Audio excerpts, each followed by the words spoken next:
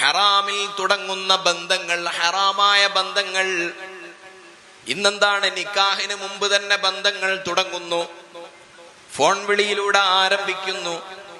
നിക്കാഹിന്റെ പേരിലാണെങ്കിലും എന്തൊക്കെ പേക്കൂത്തുകളും മാമൂലുകളുമാണ് നടന്നുകൊണ്ടിരിക്കുന്നത്. നിശ്ചയമാണ്, കല്യാണവും നിക്കാഹും എന്നാണെന്ന് തീരുമാനിക്കേണ്ട ദിവസമാണ്.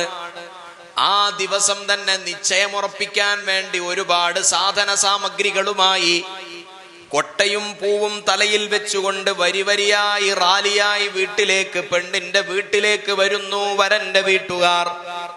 എന്നിട്ട് പെണ്ണിന് സമ്മാനിക്കുന്നു, കൂടെ മൊബൈൽ ഫോണും സമ്മാനിക്കുന്നു.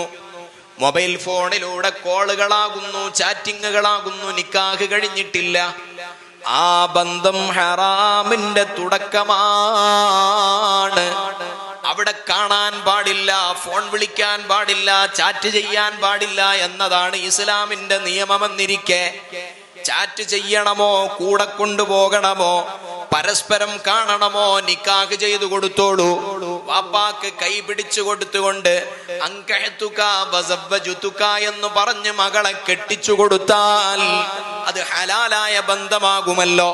നിശ്ചയം എന്ന പേര് പറഞ്ഞിട്ട് ഫോൺ കൊടുത്ത് ഇങ്ങനെ വേണ്ടാത്തരങ്ങൾ നടക്കുമ്പോൾ ആ ബന്ധത്തിന്റെ തുടക്കം അത് ഹലാലായ തുടക്കമല്ല, പകരം അത് ഹറാമിന്റെ തുടക്കമാണ്.